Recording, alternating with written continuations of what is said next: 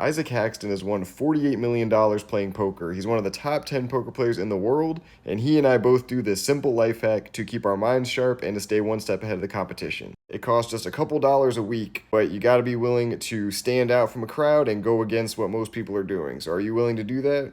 Isaac is racking up tens of millions of dollars in poker winnings while wearing a quality respirator, which is what I do as well. So why does he and I and a ton of other people still wear masks in 2024? People are always giving you flack about your mask. What do you have to say to them?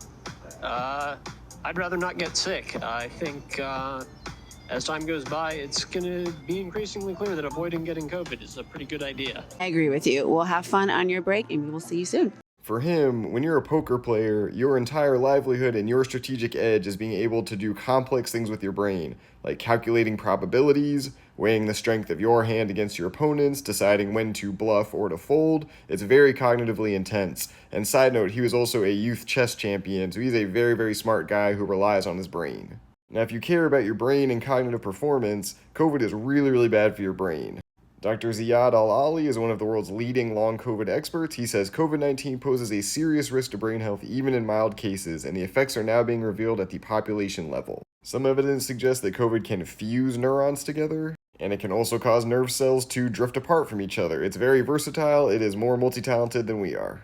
So Isaac and myself want to avoid things like prolonged inflammation in our brain, or cognitive deficits and memory problems. We want to reduce the chance of shrinkage of brain volume or altered brain structure. Another thing we have in common is that we advocate for mask wearing and we explain to people why we're doing it. So someone asked, is he particularly vulnerable? And he said, I guess I'm just careful. I don't think I'm a lot more vulnerable than the average person my age. I have a handful of specific reasons I could be at somewhat elevated risk, but so do a lot of people. And I'm the same way. I don't feel particularly at risk for COVID. I just read a lot of the science, and I know that COVID is fucking horrible. A lot of people don't realize it's not just immunocompromised people or people with specific conditions. There's a host of things that give you an elevated risk. Even things like ADHD and neurodivergence can increase your risk. Someone else asked, why doesn't he take his mask off for the photos of him holding up trophies? He said, I'm choosing to have it on in the winner photo and tweeting about it to make a statement. Some people face a lot of pressure to not wear masks, and I think it matters to show them support and solidarity in a place they might not expect it. Absolutely, I fucking love this. Some people try to bully him to take his mask off, and they say that it's cheating. They say that it's to hide tells on his face. Now, first of all, he plays a lot of poker online, but second of all, he says it's not a very big factor for in-person play. To the extent that tells are a factor in high-level poker, it's fairly subtle posture and breathing type stuff, not facial expressions. Facial expressions are easy to control.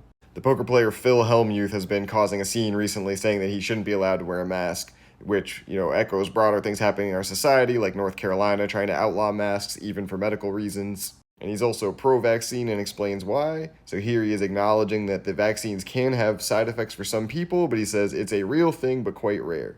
The cost-benefit analysis clearly comes down in favor of getting vaccinated, even for healthy young men.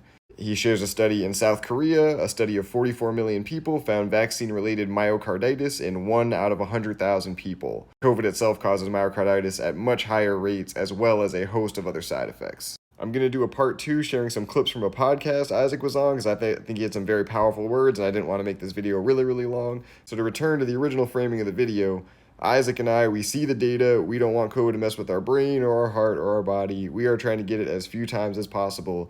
Are you really sure that COVID is safe to get repeatedly? Have you looked at the data? Have you looked at the science? Or are you just going along with the trends and doing what everyone else is doing?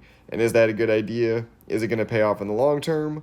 I encourage you to think differently, do differently, and it will pay off in the long run, I'm pretty damn sure.